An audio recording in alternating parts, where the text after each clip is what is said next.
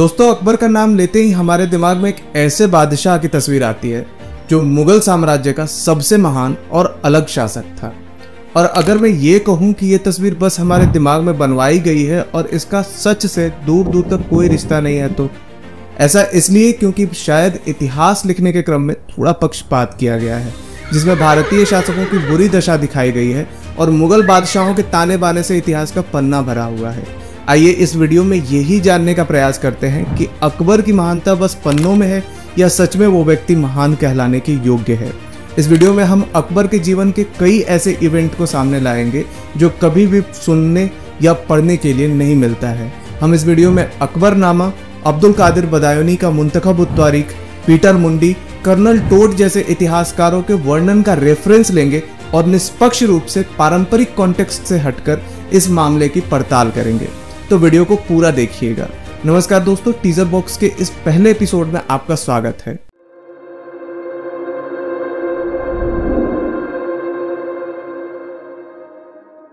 साल 1540 में शेरशाह सूरी और हुमायूं के बीच कन्नौज में युद्ध हुआ, जिसमें हुमायूं बुरी तरह से हार गया और कन्नौज से भागकर अपने भाई हिंदाल के पास पहुंचा। यहीं उसकी मुलाकात हमीदा बानो बेगम से हुई, जो हिंदाल के हरम में बस एक सेविका थी। 29 अगस्त 1541 सबके मना करने के बावजूद भी हुमायूं ने हमीदा बानो बेगम से निकाह कर ली। ये निकाह जबरदस्ती का था क्योंकि हमीदा बानो बेगम को हुमायूं बिल्कुल भी पसंद नहीं था। हिंदाल के पास से निकलकर 1541 में ही वो ईरान चला गया और हमीदा बानो बेगम को वीर साल के पास छोड़ दिया। यहाँ 15 अक्टूबर 1541 को अकबर का जन्म हुआ। अब यहाँ पर इतिहास में एक और सवाल उठता है कि क्या अकबर हुमायूं का बेटा था भी या नहीं। खैर, इस बात की चर्चा हम किसी और वीडियो में कर लेंगे। तो 1555 में हुमायूं को दिल्ली का तख्त वापस मिला। 1555 में ही जब हुमायूं की मृत्यु हो गई तब अकबर कलानौर में था और 1556 में ही कलानौर में उसको बादशाह बना दिया गया। उस समय अकबर की उम्र मात्र 13 या 14 साल की थी, तो संरक्षक के तौर पर बैरम खान को नियुक्त किया गया। 1556 में ही हेमू के साथ पानीपत में दूसरा युद्ध लड़ा गया। हेमू का पूरा नाम हेमचंद्र विक्रमादित्य था। इस लड़ाई में जब हेमचंद्र हारे तो उन्हें अकबर के सामने लाया गया और अपनी महानता सिद्ध करते हुए अकबर ने हेमू की हत्या कर दी। 2008 में एक फिल्म आई थी जोधा अकबर, जिसमें यह दिखाया गया है कि हेमचंद्र की हत्या बैरम खान ने किया था और अकबर बहुत ही दयालु व्यक्ति था, जिसे हेमचंद्र को मारने पर बहुत ही दुख हुआ। दोस्तों, ये बैरम खान का नाम याद रखिएगा, आगे इनके बारे में भी बहुत कुछ बातें पता चलेंगी। इस वीडियो में दिखाया जाने वाला हर इवेंट वेरीफाइड सोर्स से लिया जाएगा और अबुल फजल के अकबरनामा से भी लिया जाएगा। यही अकबरनामा अकबर के इतिहास लिखने में इतिहासकारों का प्राथमिक सोर्स रहा है। अकबरनामा आईने अकबरी का तीसरा खंड है। अकबरनामा को अबुल फजल द्वारा संकलित किया गया था और ये पुस्तक आडंबरों से परिपूर्ण है। ये पहली बार नहीं है जब आईने अकबरी पर सवाल किया गया है। बहुत सारे इतिहासकार इसे अतिशयोक्ति यानी इसमें बातों को बढ़ा चढ़ाकर लिखा हुआ मानते हैं। हमारे भारतीय सिनेमा और टीवी सीरियल भी अकबर की महानता दिखाते हुए नहीं थकते हैं। पानीपत के उसी दूसरे युद्ध में जब हेमू की हत्या की गई और अकबर के द्वारा गाजी की उपाधि धारण की गई, तब इसी जश्न को मनाने के लिए हेमू के हारे हुए सैनिकों के सिर से एक मीनार खड़ी की गई। आपको बता दें कि इस्लाम में गाजी की उपाधि उस व्यक्ति को मिलती है जिसने काफिरों की हत्या की हो। इस पर विंसेंट स्मिथ लिखते हैं कि पानीपत की दूसरी लड़ाई भारत को इस्लामिक स्टेट बनाने की थी, क्योंकि हेमचंद्र विक्रमादित्य की हत्या करने के बाद गाजी की उपाधि धारण करना हमें अकबर के सांप्रदायिक नजरिए को भी देखने के लिए प्रेरित करता है।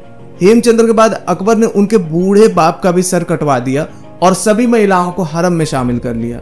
पीटर मुंडी जब भारत के भ्रमण पर शाहजहां के समय में आया था, तब उसने अपने यात्रा वृतांत में एक तस्वीर बनाया था जो अबुल फजल के अकबरनामा के तस्वीर से बिल्कुल मिलती जुलती है। इसमें एक मीनार बनाया गया है जिसमें ईंटों की जगह सिर का इस्तेमाल किया गया है। ये वो मीनार थी जिसे पानीपत के दूसरे युद्ध के बाद बनाया गया था।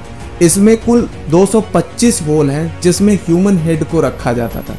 इस मीनार के बारे में इतिहासकारों का दूसरा खेमा कहता है कि इसे चोरों को सजा देने के लिए बनाया गया था और कहा जाता है कि इसमें चोरों के सिर को रखा जाता था ताकि साम्राज्य में चोरी करने से लोग डरे। तीसरा खेमा यह कहता है कि सुराखों का साइज बहुत ही छोटा है जिसमें सिरों को नहीं रखा जा सकता, जबकि विकिपीडिया में इस बात को कंफर्म किया गया है कि इस चोर मीनार का इस्तेमाल ह्यूमन स्कल के लिए किया जाता था। यह अकबर की महानता सिद्ध करने का पहला ऐसा इवेंट नहीं है जब अकबर ने सिरों की मीनार खड़ी की हो। अहमदाबाद में भी उसने 2000 लोगों के सिरों का मीनार बनाया था। अकबर की महानता से पूरा इतिहास भरा हुआ है, पर अफसोस की बात यह है कि इन्हें स्कूलों में नहीं पढ़ाया जाता, बल्कि ये बताया जाता है कि अकबर कितना बड़ा धर्मनिरपेक्षवादी था।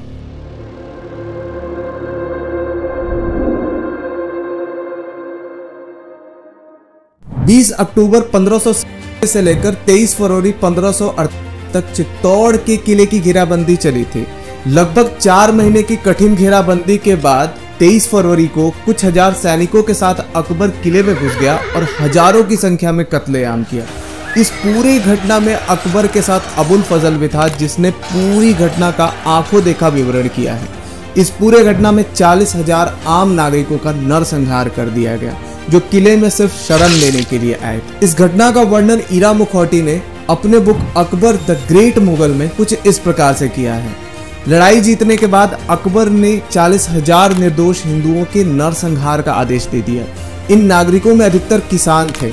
इस हार के बाद काफिरों पर इस्लाम की विजय की घोषणा की गई और अकबर ने खुद को जिहाद में व्यस्त बताया। इस पूरी घटना के दौरान शहर के कई मंदिरों को नष्ट कर दिया गया और जो महिलाएं जौहर नहीं कर सकती थी उनको अकबर के हरम में भेज दिया गया।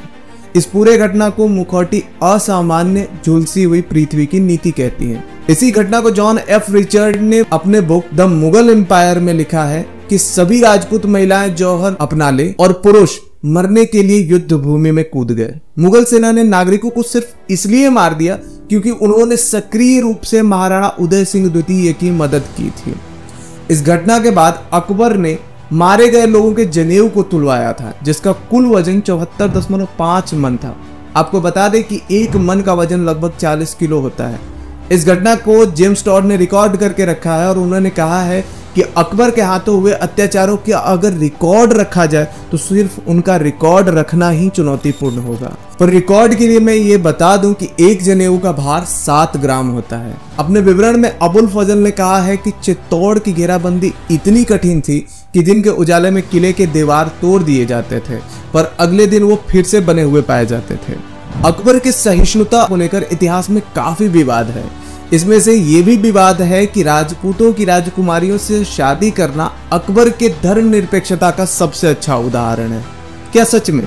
इतिहास में तो यही बताया गया है, पर एक बार फिर इसको लेकर भी पक्षपात किया गया है। दरअसल अकबर अपने धर्मनिरपेक्षता के कारण नहीं बल्कि राजनीतिक विस्तार के लिए राजपूत राजकुमारियों से विवाह करता था। अकबर की हरखा बाई से शादी भी इसी कारण से हुई थी।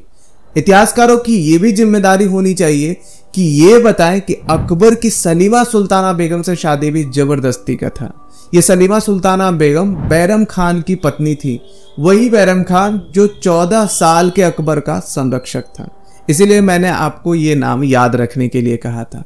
खैर, विंसेंट स्मिथ अपने बुक के पेज नंबर 81 पर लिखते हैं कि अकबर के मन में महिलाओं के प्रति अत्यधिक वासना थी और इसी वासना की पूर्ति के लिए अकबर ने मीना बाजार की शुरुआत की थी। आपको ये भी बता दें कि जब अकबर किसी साम्राज्य पर हमला करता था तब उसका मकसद सिर्फ राज्य का विस्तार ही नहीं था, बल्कि उस शासक के महिलाओं, बहन और बेटियों को हड़पना भी था। ये बात आपको जानकर आश्चर्य होगा कि अकबर के हरम में सबसे कम उम्र की बेगम का उम्र मात्र 14 या 15 साल का था। जैसा कि हम पहले ही जानते हैं कि अकबर अपनी धार्मिक नीति के कारण हिंदू महिलाओं से शादी नहीं करता था, बल्कि इसमें उसके राजनीतिक दाव पेच होते थे। अकबर की नीति हिंदुओं के प्रति इतिहास में बहुत ही सहिष्णु दिखाया गया है, जबकि ये भी दावे पूरी तरह से झूठे हैं। इतिहास में उसे इस तरह से दिखाया गया है कि उसने कई मंदिरों के मरम्मत के लिए दान दिया था। इसी तथ्य पर विंसेंट स्मिथ लिखते हैं कि प्रयाग और बनारस के पवित्र शहरों को अकबर ने लूटा और नष्ट कर दिया। अकबर की सहिष्णुता पर मोन्सेरात लिखते हैं, मुसलमानों के धार्मिक उत्साह के कारण साम्राज्य में कई मंदिरों के मूर्तियों को नष्ट कर दिया गया और मंदिरों को ढा कर उस पर कब्र बनाए गए। शायद अकबर को महान इसीलिए कहा गया है कि उसने अपने उत्तराधिकारी औरंगजेब की तुलना में बहुत ही कम मंदिरों को नष्ट किया था। दोस्तों, अब ये भी जान लेते हैं कि अकबर को इतिहास में महान किस बेसिस पर कहा गया है। इतिहास के कुछ मानक और नैतिकता होती है जिसके अंतर्गत इतिहास को डॉक्यूमेंटेड किया जाता है। हम अंधे की तरह बनकर किसी शासक के सिर्फ सकारात्मकता को ही इतिहास में नहीं लिख सकते, बल्कि हमारा ध्यान उस शासक के विरोध में लिखे गए तत्कालीन ऐतिहासिक स्रोत पर भी देने की आवश्यकता होती है।